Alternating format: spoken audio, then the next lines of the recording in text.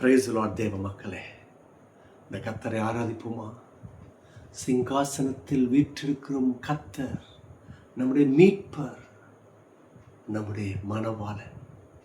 இந்த காலவேளையிலே அந்த தெய்வத்தை ஆராதிப்போம். ஓ நன்றி, தேங்க்யூ ஜீசஸ். இயேசுவே உமக்கு நன்றி. இருதயத்தை உயர்த்தி இந்த பரிசுத்தரை பாடி துதிங்க. சிங்காசனத்தினில் வீற்றிருக்கும் பரிசுத்தரே, பரிசுத்தரே. சிங்காசனத்தினில் வீற்றிருக்கும் பரிசுத்தரே, பரிசுத்தரே. ஆராதனை உமக்கு, ஆராதனை, ஆராதனை உமக்கு, ஆராதனை. எல்லாரும் ஆராதனை உமக்கு, ஆராதனை, ஆராதனை உமக்கு, ஆராதனை. கிருபீன்கள் சேராபீன்கள் போற்றிடும் எங்கள் பரிசுத்தரே.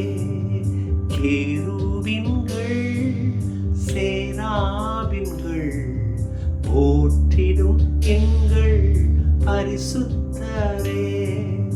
ஆராதனை உமக்கு, ஆராதனை, ஆராதனை உமக்கு, ஆராதனை. ஆமென். முழு மனதோடு கூட கர்த்தரை ஆராதிப்போம். ஆராதனை உமக்கு, ஆராதனை. அன்னைக்கு 7 குத்து விளக்கின் மத்தியிலே கர்த்தர் உலாவினார். அதனுடைய அர்த்தம் 7 சபைகள் அதுக்குள்ள உலாவினார். உலாவ ஆசைப்பட்டாரு. சில இடத்துல ரொம்ப அற்புதமா இருக்கு, சில இடத்துல ஆதி அன்புள்ள வேதனையான காரியம். இன்னைக்கு கர்த்தர் இந்த காலவேளையில நம்ம கூட உலாவும் பொழுதுதான் தெரியும் நான் எந்த இடத்துல இருக்கிறேன். அதுக்குன்னு கர்த்தர் இல்லப்பா நீ என் சமூகத்துல வர்றதுக்கு உனக்கு தகுதியே இல்லைன்னு சொல்லல. நான் அவரை இன்னும் கிட்டி சேர்றது எவ்வளவு முக்கியம்னு நான் அறிஞ்சு கொள்றேன். நான் அவரை எவ்வளவு சார்ந்திருக்க வேண்டும் என்பதை நான் புரிந்து கொண்டேன். அப்படியாக ஆராதியுங்கள். அந்த கர்த்தர் நம்மை நடத்துவார். சுகம் உண்டாகும், வலி உண்டாகும், மீட்பு உண்டாகும். ஆமென், ஆமென். ஹல்லேலூயா. Praise the Lord. தேவ மக்களே, வேதத்திலிருந்து ஒரு நல்ல வேத வார்த்தை எடுப்போம். எல்லா வேத வார்த்தைகளும் நல்ல வார்த்தைகள். அதை தியானிக்கும் பொழுதுதான் அந்த நன்மையே நம்ம வாழ்க்கையில செயல்பட ஆரம்பிக்கும். 1 நாளாகமும் 4ஆம் அத்தியாயம் 10ஆம் வசனம். அது யாப்பேஸ் பண்ற ஒரு ஜெபம். அந்த முதல் வசனம் அவர் சொல்றாரு, enlarge my territory, coast எல்லாம் சொல்லலாம், என் எல்லைகளை விரிவாக்கும் என்று சொல்லுகிறார். 2வது அந்த ஜெபத்தில் இருக்கிறது, தீங்கு என்னை துக்கப்படுத்த படிக்கு, தீங்கு என்னை துக்கப்படுத்தாத படிக்கு அதற்கு என்னை விளக்கி காத்தரலும் என்று வேண்டிக் கொண்டார். இந்த யாப்பேஸ் 3 விஷயத்தை இந்த வசனத்திலிருந்து அவர் அறிந்து கொண்டு அந்த அறிவிலே எப்படி ஜெபம் பண்ண வேண்டும் என்று ஜெபம் பண்ணியிருக்கிறார். இது நமக்கு அவசியம். இன்னைக்கு அநேகர் உங்கள் வாழ்க்கையில் போராட்டம், பயம், கலக்கம், என்ன செய்யணும்னு தெரில. ஒருத்தர் சொல்கிறாரு, கண்ணை கட்டி விட்ட மாதிரி இருக்குன்னு. உங்கள் கண்ணுக்கு கடவுளுடைய திட்டம் தெரியணும்னா எப்படி ஜெபம் பண்ணணும்னு கற்றுக்கிடுங்க.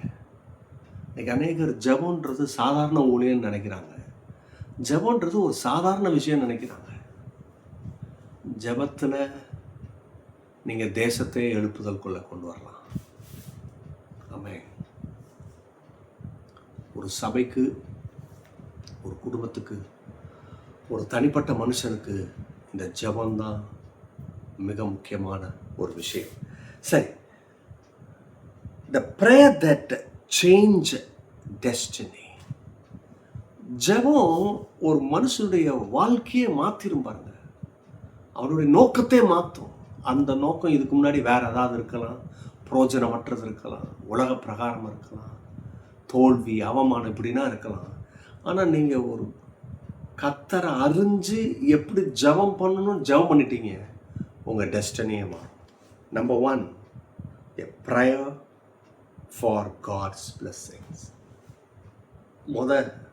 இது இல்லை அது இல்லை இப்படி தான் இருக்குது அதெல்லாம் நிறுத்திட்டு நீங்கள் இந்த காலையில் கர்த்தரை நோக்கி பார்த்து உங்களுடைய ஆசீர்வாதத்துக்காக ஜெபம் பண்ணுங்க.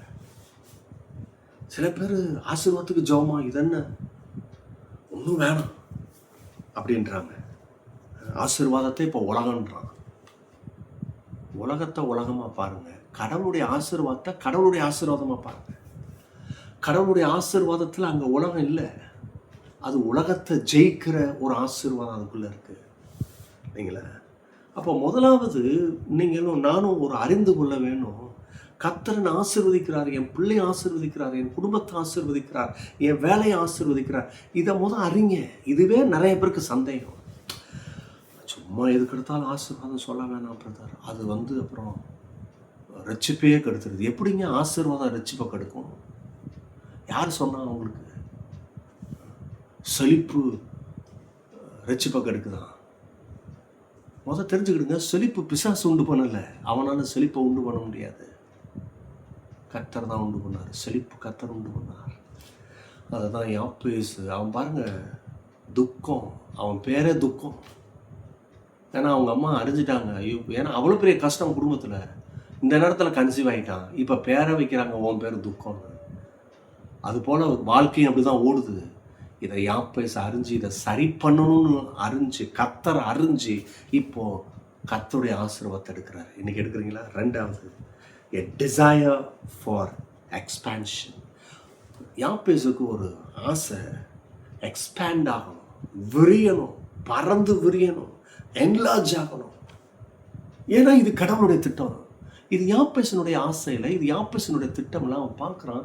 கர்த்தர் யார், கர்த்தர் எதுக்கு மனுஷனை உண்டு பண்ணார் இல்லையா? இதை அறிஞ்சிட்டு அப்போது ஏதோ ஒரு துக்கம் வந்தனால என் கதையவே என் சாப்டரே துக்கமாக்கிட்டாங்க. இல்லை, நான் கர்த்தரை எடுப்பேன், அதை டிசையரை மாற்றுறான். எதை? எக்ஸ்பேன்ஷன். இன்றைக்கி தயவுசெய்து உங்கள் டிசையர் எக்ஸ்பேன்ஷனாக இருக்கட்டும். சொல்லுங்கள், நான் பழுகுவேன், பெருகுவேன், பூமியை நிரப்புவேன். சொன்னீங்களா? காதில் எனக்கு கேட்கல, சத்தமாக சொல்லுங்கள். பழுகுவேன், பெருகுவேன், பூமியை நிரப்பேன். கடைசி, த டிபெண்டன்ஸ் ஆன் காட்ஸ் ப்ரொடெக்ஷன். அதுதான் நம்ம வாஸ்தவம். தீமை என்னை துக்கப்படுத்தாதபடி அதுக்கு என்னை விலைக்கு காத்து கொள்ளுங்கன்றாரு. அப்போ கடவுளை சார்ந்திருக்கிறார். ப்ரொடெக்ஷனுக்கே கர்த்தரை சார்ந்திருக்கிறார்.